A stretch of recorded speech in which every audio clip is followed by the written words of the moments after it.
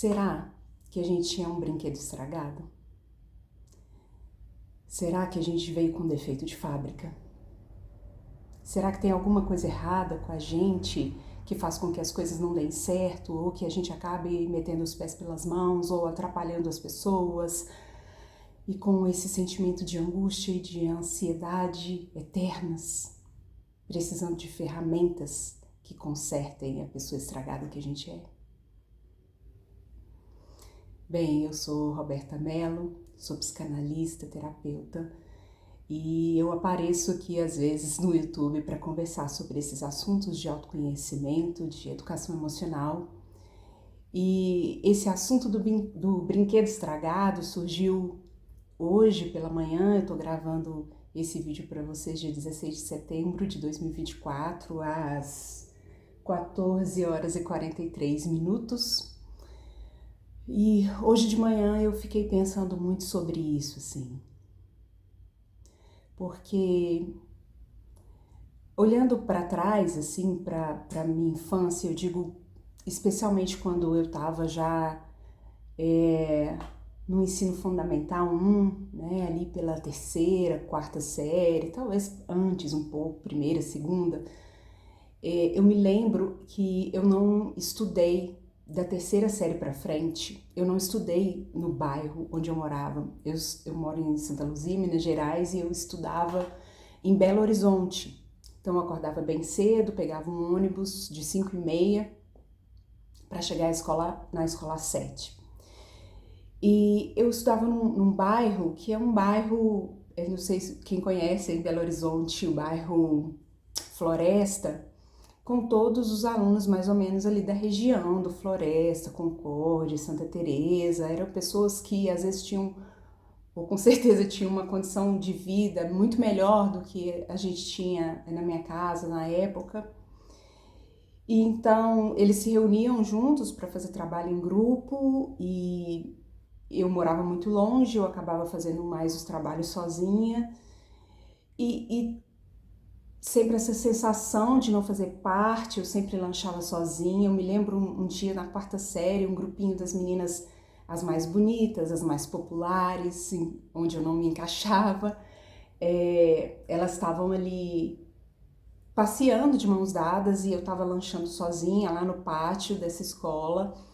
E elas pararam e me perguntaram por que eu estava sempre sozinha, e eu não sabia responder. Eu só queria que elas desaparecessem dali. Então eu fechei os olhos, abaixei a cabeça, fingi que não era comigo até elas desistirem, e aí elas se foram. E uma delas falou assim: você pode ficar perto da gente se você quiser, enquanto as outras só riam. E isso com as pessoas de lá. Já com as pessoas no meu bairro,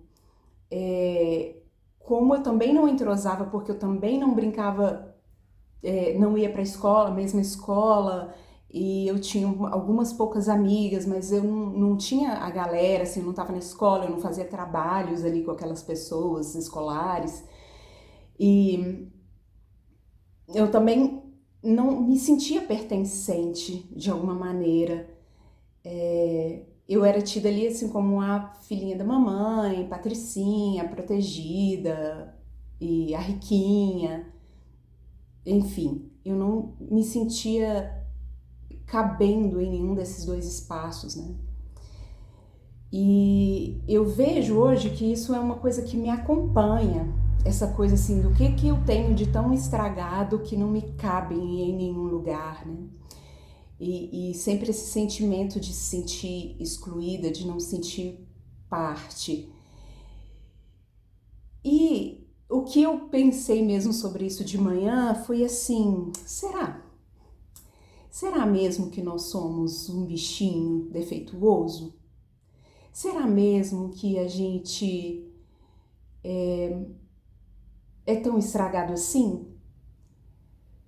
Porque eu me peguei pensando assim, em quantas vezes eu já pensei no meu velório, e ninguém fala mal de ninguém no velório, então eu fico pensando das pessoas ali falando como eu era querida, como eu vou fazer falta, e eu me deliciava pensando nisso, ou eu pensava em mim numa internação de um hospital quase morrendo, e me reconciliando com pessoas e essas pessoas falando como eu fui importante na vida delas. E eu também me fantasiava com isso. Eu confesso para vocês que às vezes, até hoje em dia, eu penso coisas assim. E aí eu fiquei pensando assim, o quanto eu rastejei a minha vida toda para ser amada por determinadas pessoas. Eu queria ser amada pelas meninas mais populares da escola. Eu queria ser vista por elas. Eu queria ser vista pelos professores. Eu queria ser vista por determinadas pessoas da minha família, por determinadas pessoas do meu contexto social. E sempre, não para ser vista somente, mas sobretudo para ser amada. E aí, olhando para trás, eu vejo quantos nãos eu falei para mim para falar sim para as outras pessoas. Como eu já estava assim com a antena ligada e disposta a ajudar alguém assim que alguém precisasse de qualquer coisa, porque aí eu sendo útil eu seria amada. E vários exemplos assim. E eu não sei se você já passou por isso, mas hoje de manhã pensando sobre isso, eu pensei assim, cara, e se o problema não for eu? Não como uma maneira de negar as minhas questões, porque eu olho muito para as minhas questões, não como uma maneira de colocar culpa em outras pessoas, porque eu acho que se você está aqui nesse canal, ou se você está vendo esse vídeo, nós já passamos desse estágio, né? A gente se responsabiliza pelas nossas coisas. Mas eu fiquei pensando assim, que especialmente também nesses últimos 3 anos, eu fiquei nadando numa piscina de merda. Tipo, abria o chuveiro e só caía cocô, lama, cocô e lama, cocô e lama. E o meu desejo era ficar limpinha e cheirosa. Eu já vou fazer um parênteses, pedir desculpa pra vocês, porque os cachorros vão latir um momento ou outro, tá bom?